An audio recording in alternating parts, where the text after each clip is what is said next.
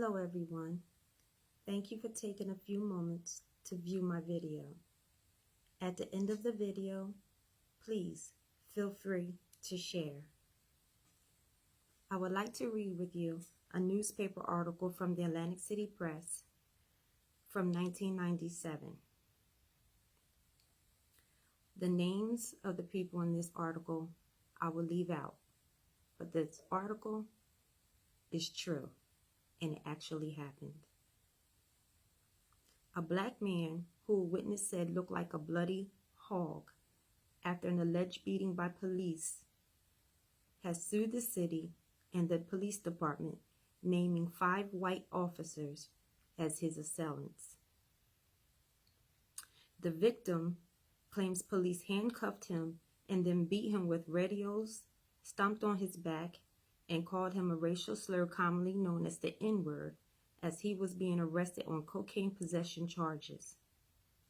A 60-year-old woman went before city council the day after the incident and said she saw it happen.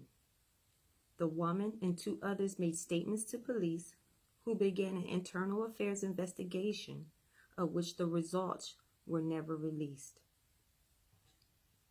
According to the 13-page document filed in Superior Court, the victim fled police on a bicycle. He ran into an apartment building and climbed 2 flights of stairs. When a detective confronted him, the victim says he complied with orders by sinking to the floor and placing his hands behind his back. Another officer arrived and gave handcuffs to the first officer, who cuffed the victim and demanded to know where are the drugs, the suit states. Other officers arrived, and the victim claims they began kicking him, striking him with handheld radios, and calling him the N-word, according to the suit. One officer jumped on the back of the victim, the suit claims, forcing his head to the floor. Then it alleges that another officer struck him in the forehead with her radio. The victim was in such fear he thought the officers were trying to kill him, the suit states. He screamed for help. People came out of their apartments and saw him being beaten, the suit says. Another officer then ordered the victim to his feet. When the victim claimed he couldn't stand, the officer dragged him down the flight of stairs, the suit claims. 2 officers drove the victim to Atlantic Medical Center where he was treated. On the way, they told him, "We effed you up," and asked, "Do you have AIDS?"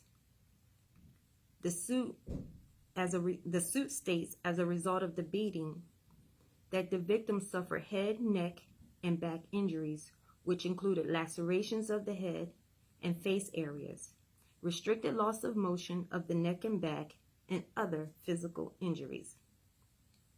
It continues that the victim never struck the officers. The beating and pummeling was without provocation and occurred after the victim had been taken into police custody.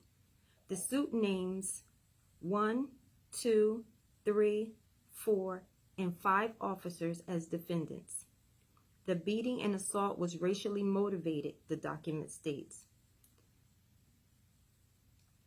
The suit also claims that on blank date, several officers, including the main officer charged, stopped the victim and searched him without probable cause.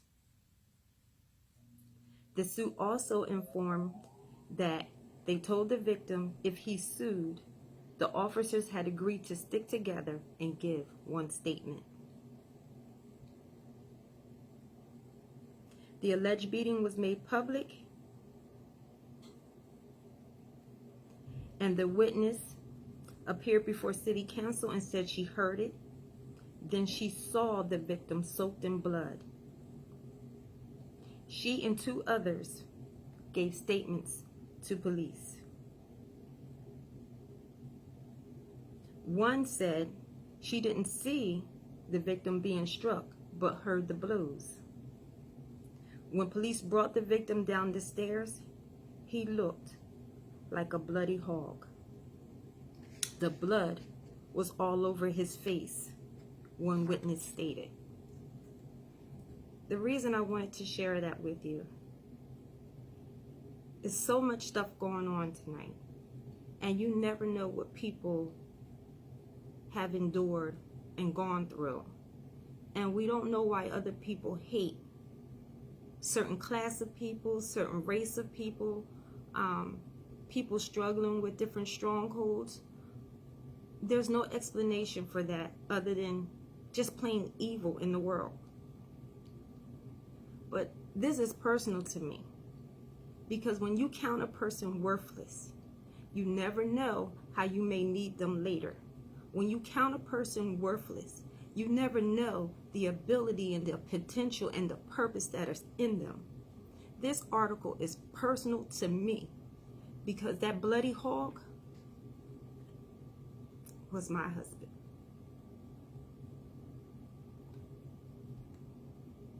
Officers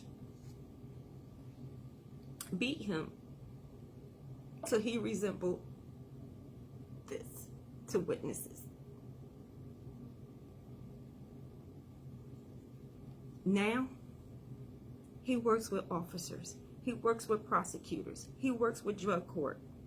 He also goes out on the street and just works on his own to help people find their purpose, to help people that are lost. Because, yes, all lives matter. But in this incident, Black life mattered. Please share. Thank you for listening.